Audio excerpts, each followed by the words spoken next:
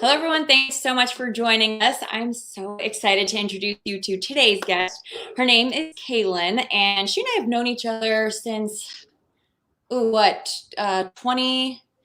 2008 maybe? Right?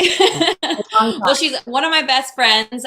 We went to college together, played soccer together, lived together, been through all the ups and downs together. But why I'm really bringing her on today is because she's an incredible counselor and educator in Chicago. So, Cato, thank you for coming on. By the way, I call her Cato, so if you hear that. And this is our first time with our live broadcasting software. So I want to apologize in advance if I make any mistakes or you hear dogs barking. She has two fluff balls too. So like I said, Cato, thanks for coming on. Thank you for having me. I'm so excited. I am too. Well, so first off, can you tell people a little bit about what you do in Chicago? Like I said, you're a counselor. You've been an educator. I know your heart is, you bleed education. And I love that about you. So tell us a little bit about what you do. Yeah, absolutely. I have been an educator in the city of Chicago for over 7 years. I started out as an English teacher at the high school level, and I transitioned to a college counselor. So now my role as a college access counselor is to help 11th and 12th grade students and their families navigate the entire college process, from applications to scholarships, financial aid, anything, that you can really think of as it pertains to getting ready for college. And then in addition, once students get into college, I help them persist to and through. And I know that, you're doing it in a low income area, which presents its own set of challenges. And then we're in a pandemic, which can't make the process easier. Tell us a little bit about what it's been like. I know you've talked about, I don't know if you're Skyping or Zooming your students or how you're talking to them, but tell me a little bit about what that process looks like now. Yeah, absolutely. I mean, I think first just acknowledging and being very transparent with my students and their families that this is not normal, that these times are truly insane, and that we're all just doing the best that we can. And for me, it's really not out of the norm what I'm doing with my students. They're very used to communicating with me via FaceTime, text, phone call, as well as their families.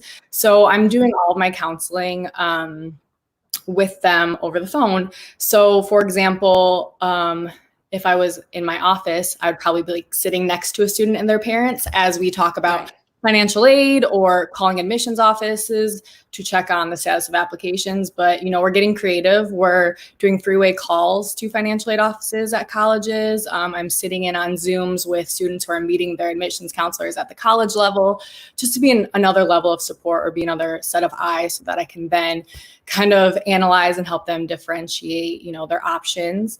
So as unusual as it is, my students are used to this form of communication with me because we're always chatting on the phone. So yeah.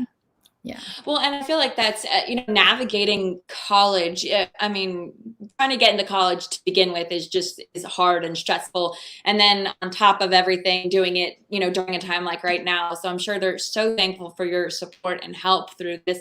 And I know that that's not really all you're doing as far as educating. I know that, you've been out there helping with those students who are on fixed and low income, with the free lunches, that whole process. Can you talk a little bit about that and what that's been like? Because I know that a lot of these students really depend on this food, every day, a lot of the younger students.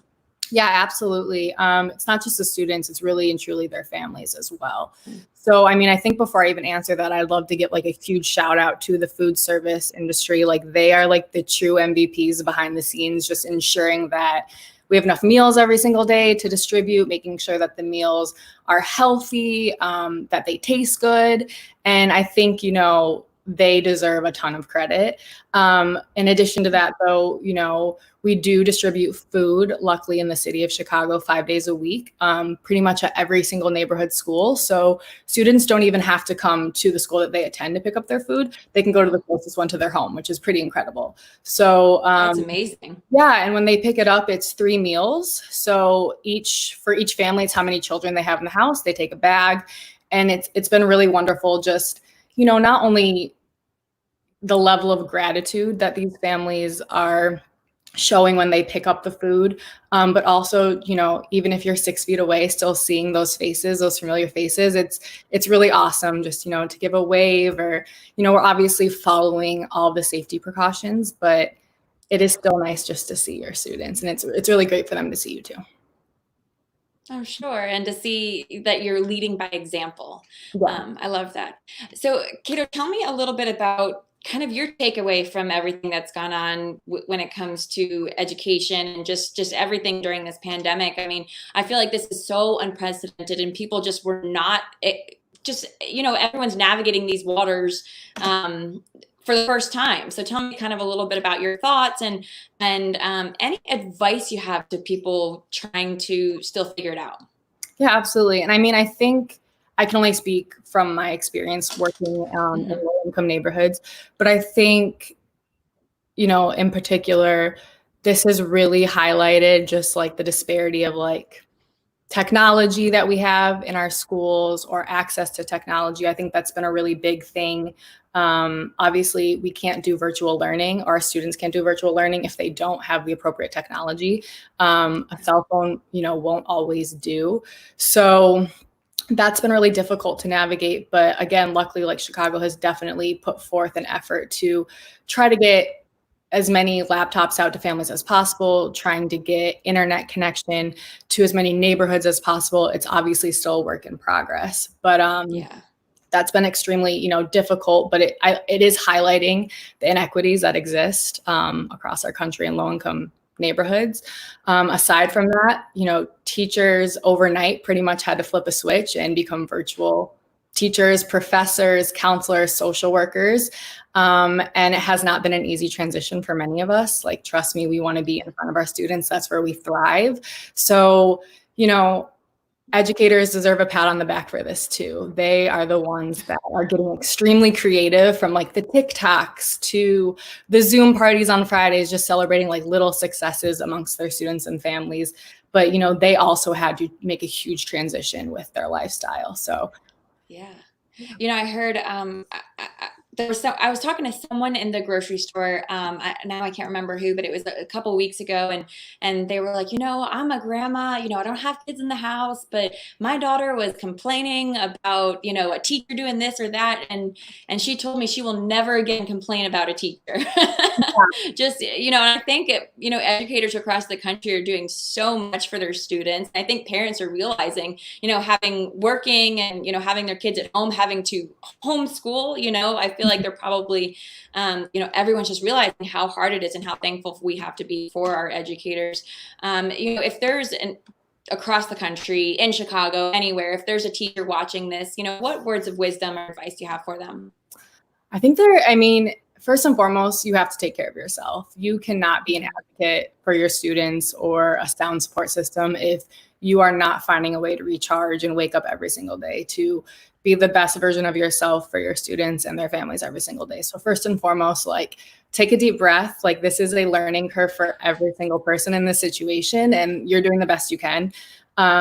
Second thing I would say is, like, get creative, like, have fun. Like, students want to see a breath of fresh air when they open their screens in the morning, whether, again, like I said, it's a funny TikTok. Like, I feel so old trying to make a TikTok. It's not happening. It's so difficult.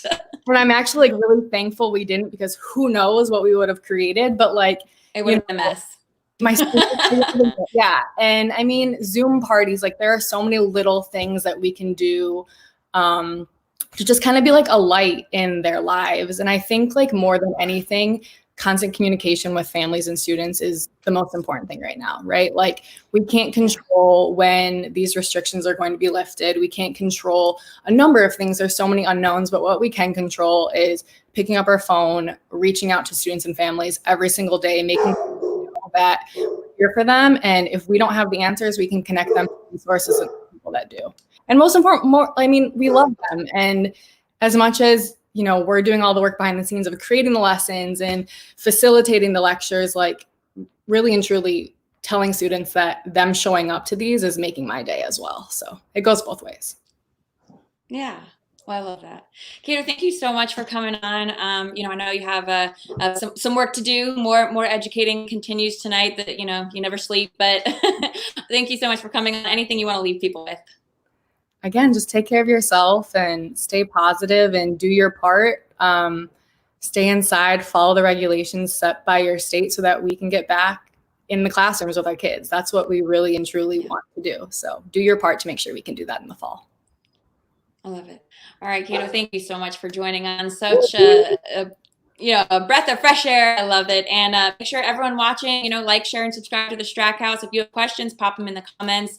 And thank you so much for joining. Stay tuned because we got some more episodes coming. So thanks, everyone. Bye.